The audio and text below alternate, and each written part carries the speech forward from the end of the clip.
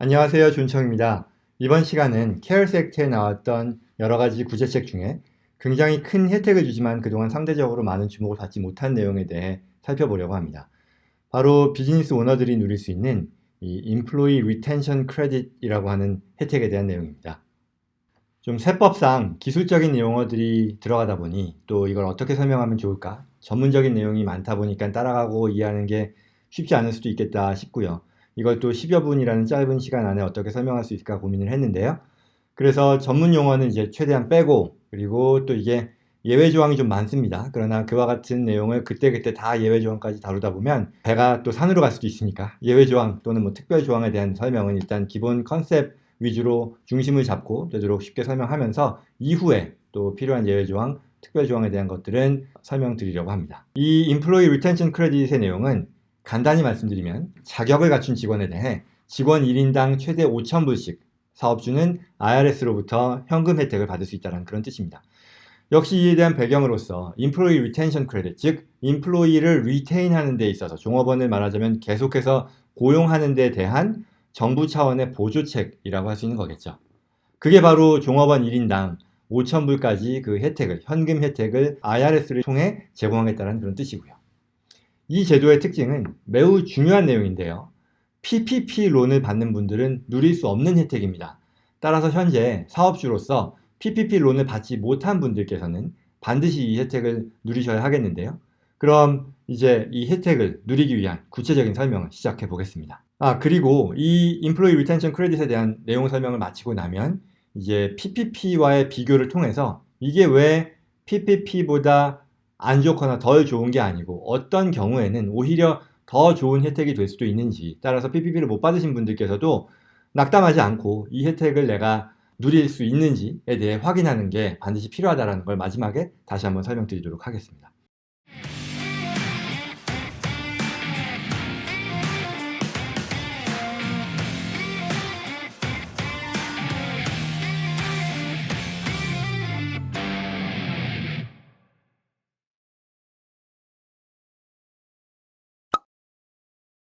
자, 그럼 이제 들어가면요. 앞서 말씀드린 대로 이 내용은 자격을 갖춘 회사가 자격을 갖춘 직원들에게 일정 기간 동안에 지급한 급여의 50%를 종업원 1인당 최대 5,000불까지 텍스 크레딧 또는 현금으로 그 종업원을 고용한 사업체에 돌려준다라는 이런 내용이거든요. 여기서 중요한 것들은요. 따져봐야 될 게 5가지인데요. 첫째, 자격을 갖춘 회사여야 되고요. 두 번째, 일정 기간 동안 지급이 된 급여에 대한 거고요. 세 번째, 자격을 갖춘 직원에게 지급이 되어야 한다는 것이고요. 네 번째, 최대 5,000불까지의 혜택이라는 것이고 직원 1인당. 그리고 다섯 번째, 텍스 크레딧 또는 현금으로 돌려준다는 내용입니다. 하나하나 살펴보죠. 첫 번째, 회사의 자격 조건입니다. 이건 회사가 그 자격을 갖췄는지를 분기마다 따지는 건데요. 이게 의미하는 바는 뭐냐? 자격을 갖춘 회사라고 하는 것은 첫째로 정부의 명령으로 인해 사업장이 일부 또는 전부가 닫았다는 그런 상황인 거죠. 뭐 최근에 캘리포니아 Safer at Home 같은 상황이 당연히 해당이 될 것이고요.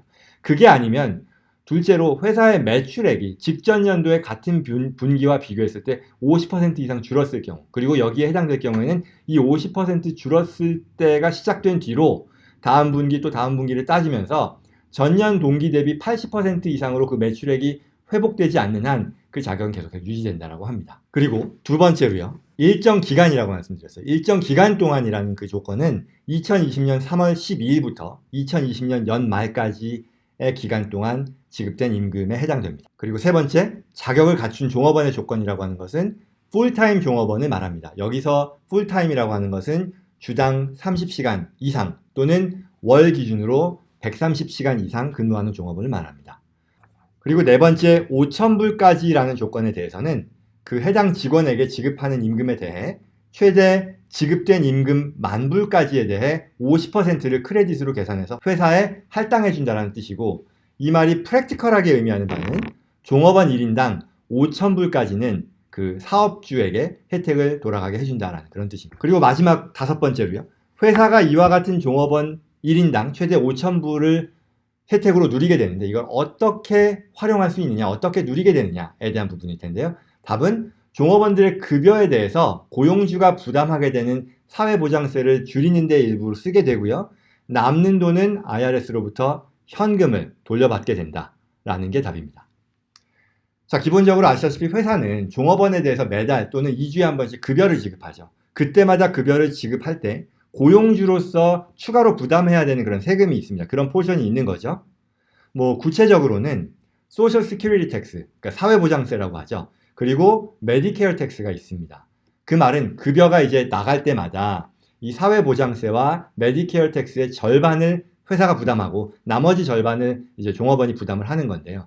그러면 회사는 이 금액들, 즉 회사가 부담하는 절반 그리고 종업원이 부담하는 절반을 모아서 IRS에 정기적으로 납부하게 되는 거죠. 뭐 아무튼 전체 급여액 기준에서 회사가 부담하게 되는 그 포션은 대략 한 6% 정도가 됩니다.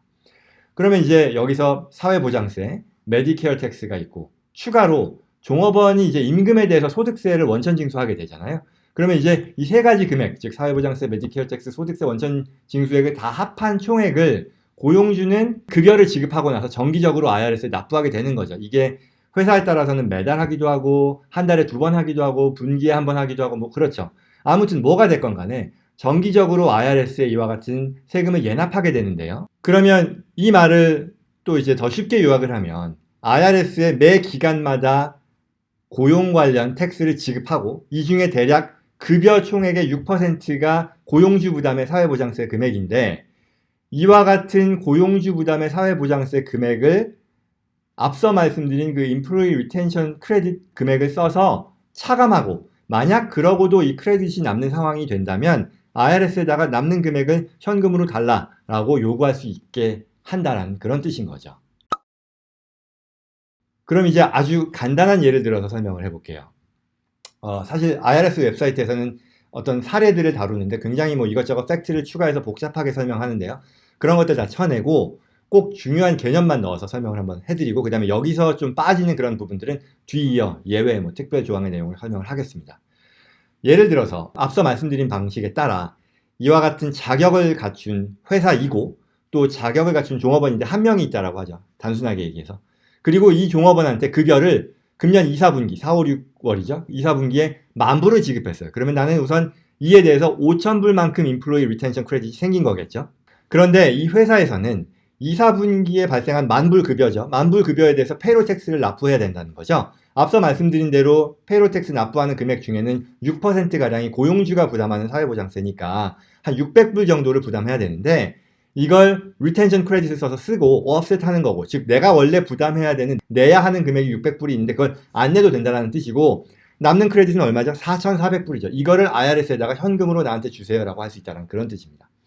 사실 좀 더 정확하게 얘기를 하면 사회보장세를 600불 안 내는 것처럼 기타 페이로 텍스들 뭐 아까 말씀드린 것처럼 뭐 사회보장세 종업원 부담분도 있을 것이고 메디케어 텍스도 있고 소득세 원천 징수한 것들을 종업원에게서 원천 징수한 다음에 이걸 다 모아서 IRS에 내야 되는데 사실 그 금액을 안 내는 방식으로 나머지 남는 돈 4,400불을 돌려받게 되거든요. 근데 이 말씀 드린 게 조금 복잡하다고 생각하실 수 있으니까 그런 거 뭐 생각하지 마시고요. 다시 돌아와서 간단히 말씀드리면 종업원에 대해서 이 사례에서는 이 기간 동안 10,000불의 급여를 지급했는데 결국은 그 경우 고용주가 원래 부담해야 되는 600불의 추가 사회보장세가 있는데 그거 안 내고 남는 돈 또 4,400불을 IRS에게 돌려받을 수 있다라고 하는 내용인 거죠. 결국 5,000불이라고 하는 혜택을 지금 보시다시피 온전히 바로 달러 투 달러로 누릴 수 있다는 그런 뜻인 거죠. 자, 이상의 내용이 Employee Retention Credit의 뼈대가 되는 어떤 근본적인 내용에 대한 설명이었었고요. 여기에는 몇 가지 추가되는 제약 조건, 뭐 기타 조건들이 있습니다. 간단히 살펴보면요. 우선 첫 번째로 앞서 말씀드린 대로 PPP는 받으면 안 됩니다.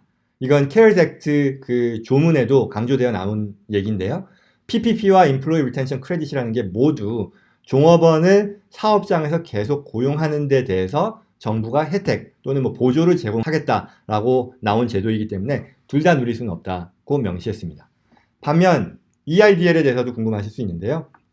이거에 대해서는 명시적인 언급은 없어요. 다만 EIDL까지 포함할 의도가 있었다면 둘 다 안 된다라고 명시를 했을 텐데 PPP만 언급하는 거로 봐서는 EIDL은 괜찮을 거라고 생각이 되는데요. 이 부분에 대해서 자세한 내용이 나오면 업데이트 해드리겠습니다. 그리고 두 번째로요. CARES Act 이전에 사실 지난번 그 전에 2차 스티뮬러스 패키지에서 나온 내용으로 코로나로 인해서 종업원들한테 휴가를 보내야 되는 그런 상황이 있죠. 그때 그 대상 종업원들한테 보장해야 되는 어떤 paid family leave, paid sick leave라고 하는 그런 개념이 있었는데요. 이를 위해서 종업원에 대해 고용주가 이 휴가 기간 동안 지급해야 되는 그 급여는 지금 설명드리는 Employee Retention Credit과 마찬가지의 방식으로 고용주한테는 Payroll Tax Credit 형태로 돌려주게 됩니다.